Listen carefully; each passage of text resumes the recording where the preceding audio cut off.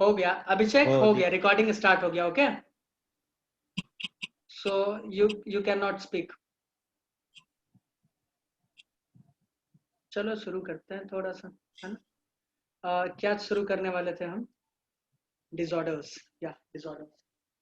देखो बच्चों, genetic disorder में मैंने पहले ही बताया था, एक था क्रोमोसोमल डिसऑर्डर, एक था मेंडेलियन डिसऑर्डर। अब क्रोमोसोमल डिसऑर्डर क्या हो रहा था, ऑटोसोम्स में किसी तरह का, क्रोमोसोम्स में मतलब किसी भी तरह का प्रॉब्लम, चाहे ऑटोसोम में हो जाए या सेक्स क्रोमोसोम में हो जाए, है ना। जैसे कि अगर मैं इसका बात करूं तो इसमें जो डिसऑर्डर्स थे, पहला वो डाउन सिंड्रोम, याद है डाउन्स वाला? इसमें भी दो तरह के होते हैं, एक होते हैं ऑटोसोम वाले, एक होते हैं सेक्स वाले। ठीक है, चाहो तो इसको भी हम यहाँ पर यहीं पर कर सकते हैं डिफरेंशिएट, बट क्यों ना मैं पहले मेंडेलियन को पकड़ लूं। ठीक है, थैलेसेमिया हो गया, सिकल सेल एनीमिया होगा, फेनाइलकीटोनुरिया हो गया, सिस्टिक फाइब्रोसिस हो गया। ठीक है, ये सब है ऑटोसोमल रेसेसिव डिसऑर्डर। क्या है ये? Autosomal recessive disorder. ठीक है, अब एक्स लिंक, मैंने बोला था कि जनरली जो मेंडेलियन में या सेक्स वाले में होगा, मेनली तुम पढ़ोगे एक्स लिंक। तो एक्स लिंक जो होता है, इसी का मैं लिख रहा हूँ, इसी का B1, ठीक है, इसी का B1 वो है x linked recessive disorder.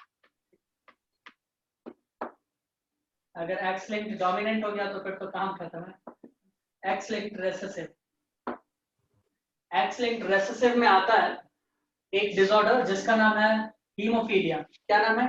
Haemophilia.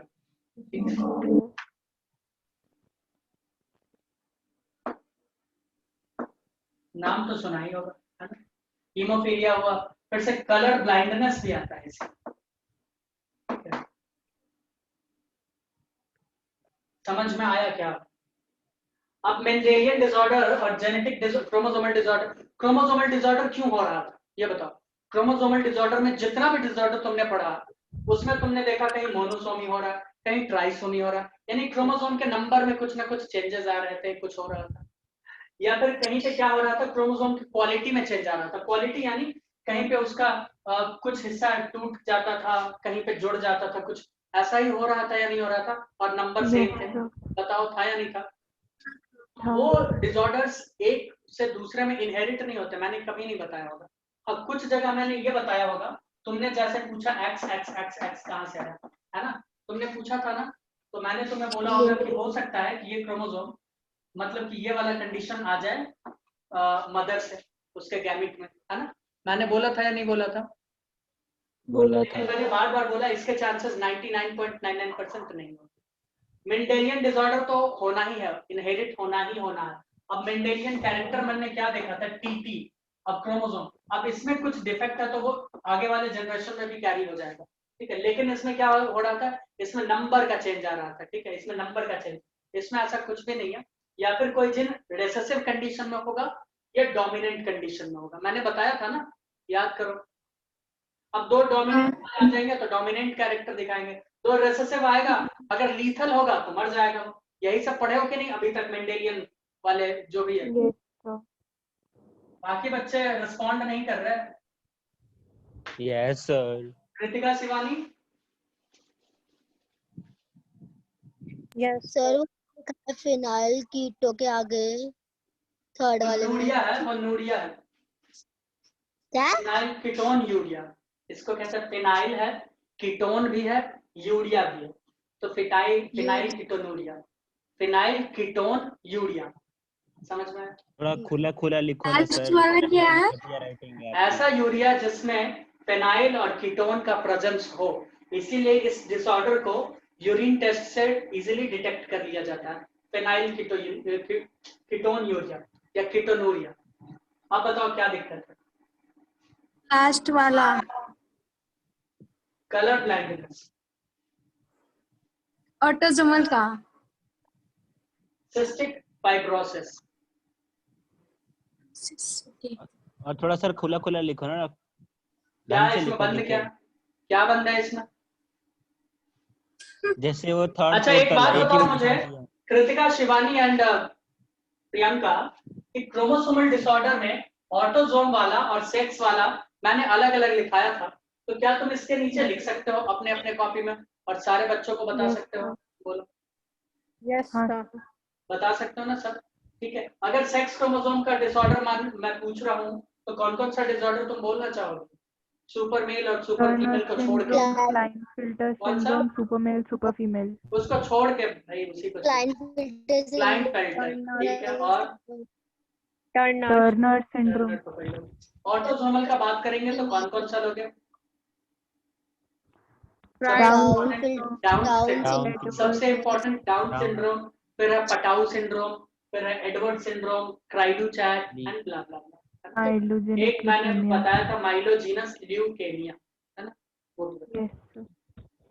तो क्या तुम लोग इसमें लिख लोगे या मैं लिख ही दूं? बताओ, हो सकता है कुछ बच्चे ना लिखे तो मैं लिख देना ही। टाइम वेस्ट ना कर, उत्तम समझ। टाइम वेस्ट ना करो, लिख लेंगे।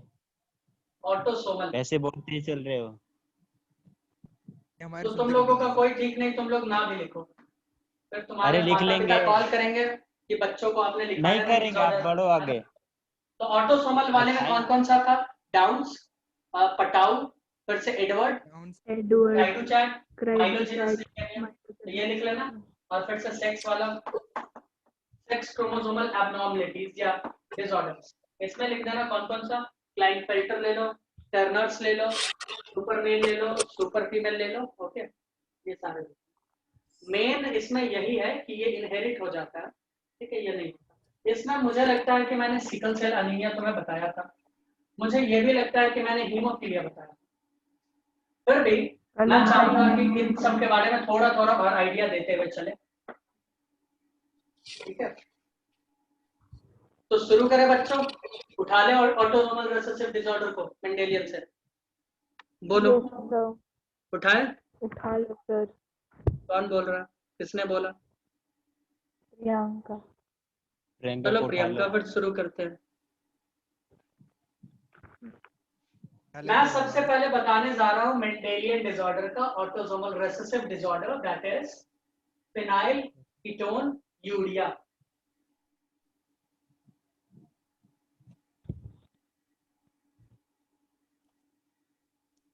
एक और डिसऑर्डर मैंने बताया था एलकैप्टोनूरिया, एलकैप्टोनूरिया, फिनाइल कीटोनूरिया, एल्बिनिज्म, ये सारे डिसऑर्डर एक दूसरे से कैसे रिलेशन बनाकर रखे हैं और कितने मिले जुले। इसलिए कई बार मैं कंफ्यूज होकर तुम लोगों को फिनाइल की जगह शायद रेवती को, याद है रेवती? मैंने बोला था कि नहीं नहीं ये तो हो गया है ना, बोला होगा। तो आज हम लोग पढ़ने वाले हैं फिनाइल कीटोन और यूरिया के बारे में।